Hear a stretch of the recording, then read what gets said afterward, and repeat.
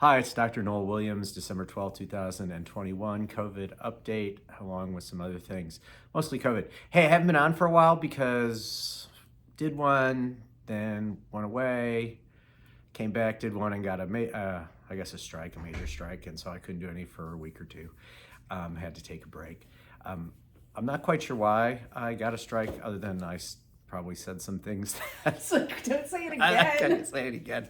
But I offered some scientific interpretations of published medical literature that may not be consistent with political thought processes.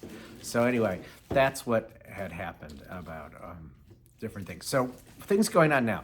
If you look across our country, the cases are predominantly Northeast, Central, Midwest, North Midwest, and then the mountain states.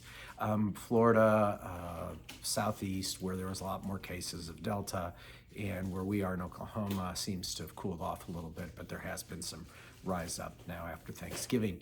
The big news, of course, is Omicron, which has been much ado about nothing, essentially, because we don't know anything about it. The summary still remains that it appears to be less virulent or intense. It might have a slightly higher risk for infection, but the overall intensity of the infection is still appears low. Yesterday, I was looking at any published reports of death in the world literature from Omicron, and there's still not one.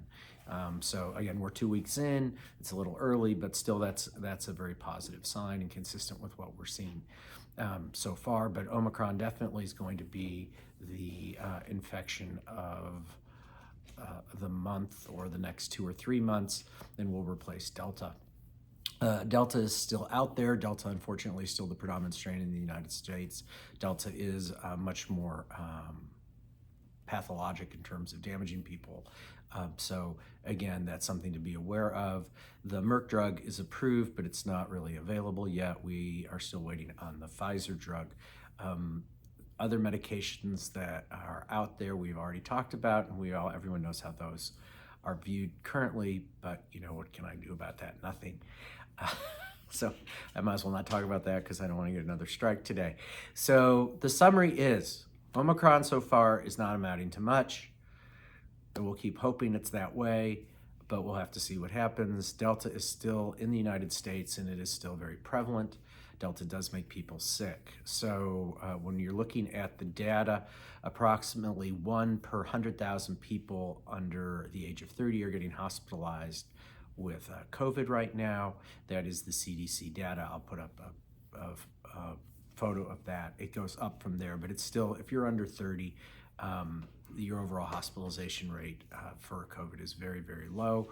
As you go over 30, it goes much higher, and then as you get into your 60s and 70s, it's very high, so or relatively high. So again, vaccination in at-risk groups is very, very important, and I will always continue that. We talk about boosters. The Israeli data got published in the New England Journal of Medicine a few days ago, and that data, again, it's a statistical analysis, looks a little better in that publication. In about 800,000 patients in an HMO, about 75% received the booster, about 25% didn't, and roughly there was about 120 people died in the unboosted group out of about 200 people, or 200,000 people, and about 67 died in about 600,000 people. So the way that works out, it was a 90% reduction in death for people who got the booster in that statistical analysis. And so that's real data. Again, it's from a computer. There's a lot of stuff with it, but that's some initial data from that. And so again, a booster would be a consideration now based on that paper, but it is one paper. And so again, I'm always amazed that anything that has 10 papers that doesn't meet the narrative doesn't count, whereas if you have one not blinded randomized controlled trial that meets the narrative, that becomes the Bible. But that's the current data and best data on the booster. So there is that paper that shows there is some reduction, but overall, the people who are getting the most sick from COVID are people who are not vaccinated. And so that is the target group. We're going to continue to have mutations in the group that are not vaccinated, and we're going to have mutations in the group that are vaccinated. It should be noted that in some recent data out of Denmark, that both vaccinated, unvaccinated, and boosted people were getting Omicron, but no one was really getting sick. That's a positive, so we'll dwell on that. So the summary is, we're going to be dealing with COVID for a while. I'd really like the Merck drug to come out. I really want everyone taking their vitamins. I want you getting sunlight. I want you to be outside. I want you to be doing the right things, which is taking care of yourself. Some people believe you shouldn't be around people who haven't received a booster or haven't gotten vaccinated. For your holidays, that's a personal choice. I think that's a little invasive to indicate or to regulate those personal interactions, but that's me. That's the summary. I'll do a few more this week and update you as things happen. But you all take care and good night.